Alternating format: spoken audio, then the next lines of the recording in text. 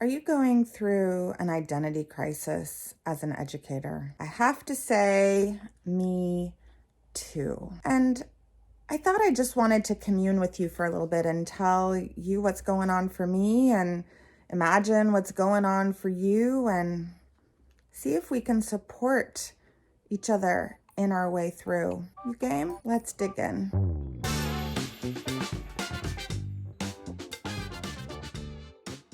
So today was on my calendar as a YouTube filming day.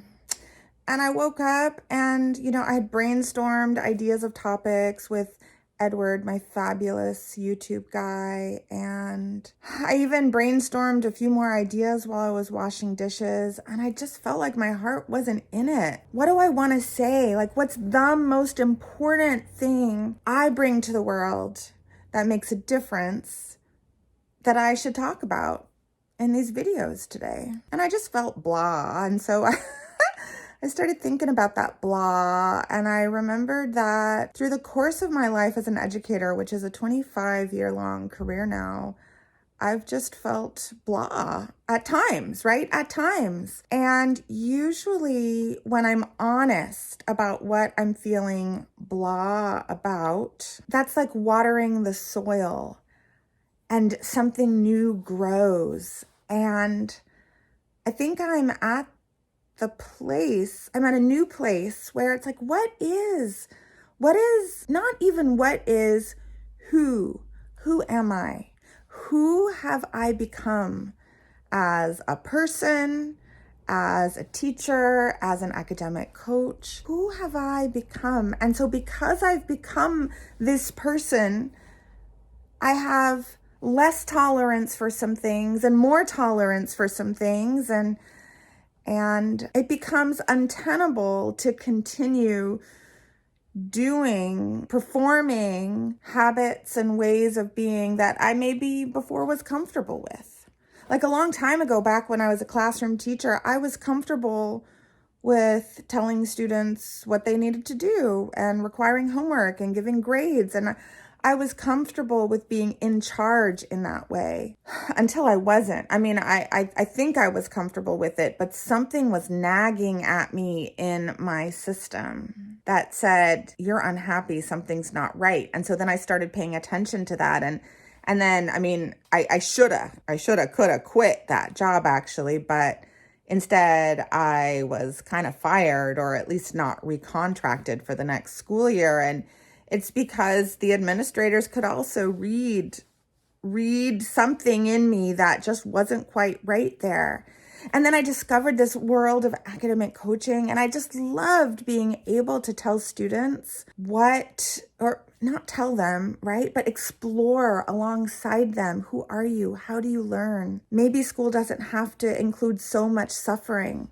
Maybe there are some things you can do differently around that. And I'm happy to support you with learning those new habits. And that was fun and exciting. And I felt good as I was learning new skills and experimenting with things. And then I learned brain science, right? The neuroscience of learning. And I thought, oh my God, this explains everything. And I created my anti-boring approach to powerful studying. Yes, students have the capacity not to bore their own brains if only we learn what brains are good for and how to use them, and then design our studying accordingly. Cool. But then there was this nagging sensation, like I'm helping students learn to tolerate the world of school that is in so many cases kind of violent. Students are asked to submit to the dominant teacher or the policies at the school, submit to the rules and regulations in ways that didn't feel right to me, don't feel right to me, still don't feel right to me. And so then I thought, oh yeah, I could work with teachers. I could work with educators. There's some things I've learned about how to help students feel empowered and own their own learning. And I could work with educators around that. And that's exciting. And I created my course, The Art of Inspiring Students to Study Strategically. and trained hundreds and hundreds of academic coaches and educational therapists and school counselors and so many other educators. But there was also this feeling in me like, yeah, but classroom teachers need this work. Classroom teachers could learn how to be with students in fundamentally different ways that actually help them coach students around academics, not just teach them, but coach them around skill building and how to be lifelong learners, how to call out students' inner aliveness rather than just dominate with rules and regulations and policies. And I got invited to work with more and more schools, more principals, or more administrators invited me to come work with teachers. And, teachers are a hard bunch. Many teachers are a hard bunch. And if you're watching this video, maybe you're a teacher at a school, looking around, noticing like, wow, I feel like I'm out of the norm. I'm going through an identity crisis.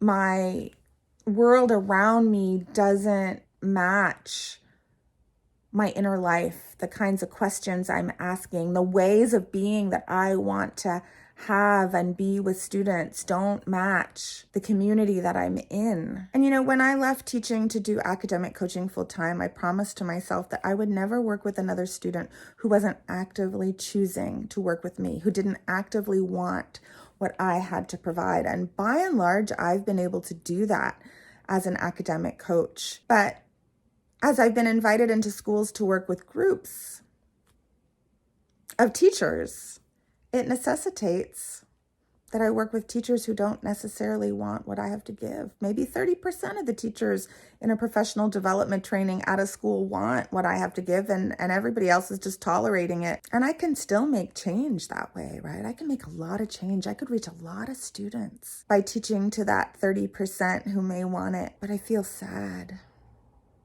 I just can't shake the sadness this morning, especially.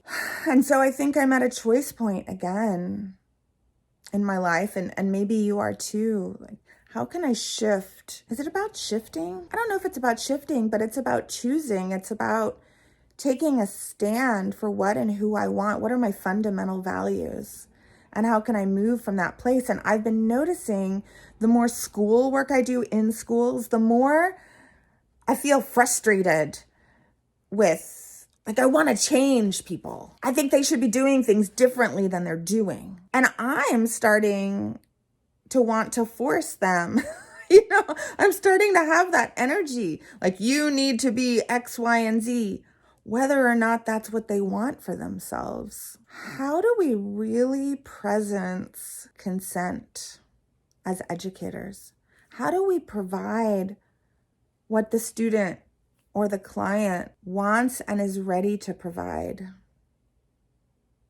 How can we help inspire a vision, but not require the vision? That's interesting.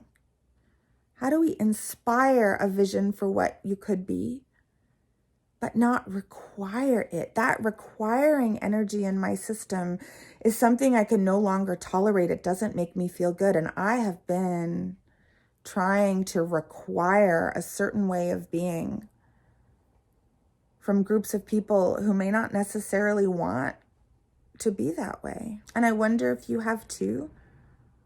Whether you're a classroom teacher, whether you educate in some other way, do you notice you're increasingly out of alignment with the who you want to be? I am right now. And I wish I could tie up this video with a neat little whiteboard, right? My little whiteboards. 3 tips to getting through an identity crisis as an educator. Oh, that's silly. But if I were to have that whiteboard, what would be on it? Now I'm curious. So tip number 1 would be notice. Notice how you're feeling. Be honest with yourself. This is tip number 2. Be honest with yourself about the gulf between the who you want to be in your work and the who you can be in your current environment. And tip number 3 is to sit with the discomfort of the gulf between the who you are right now and the who you want to be. and to just sit with that discomfort. Don't run away from it. Sit with it, look at it, let that discomfort be. Be energized by the noticing of the discomfort. And then tip number 4 would be to watch for the little green sprout that may come up from the muck of the discomfort and offer a new way.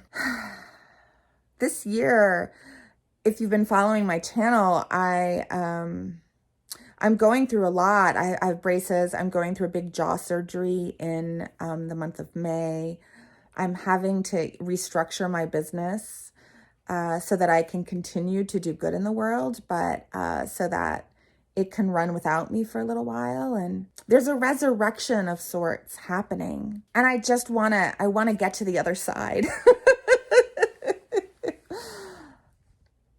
I want to just jump past this identity crisis that I'm having, this new one. I know it's such a good thing. It's fallow ground, this particular identity crisis, and maybe it is for you too. And you know what? I want to invite you, if you want to have an identity crisis around other people who can really receive you, who can really hold you as you're wrestling with your values and new habits about how to be as an educator in relationship to students, in relationship to curriculum, in relationship to what it means to be a coach or a life coach. If you don't want to wrestle alone, if you want to wrestle with other smart, big-hearted people who can hold space for you to wonder out loud and who don't need you to be a certain kind of way, but who invite space for your questions, I'd love for you to consider spending some time in my world. Check out my free gift. It's at gretchenwagner.com/study. Because really what you'll find there is my how-to guide for how do we actually embrace who our human self is meant to be, what our brain, the neuroscience tells us how our brains are, and how do we actually learn in ways that embrace our humanness and our fullness rather than fight against it.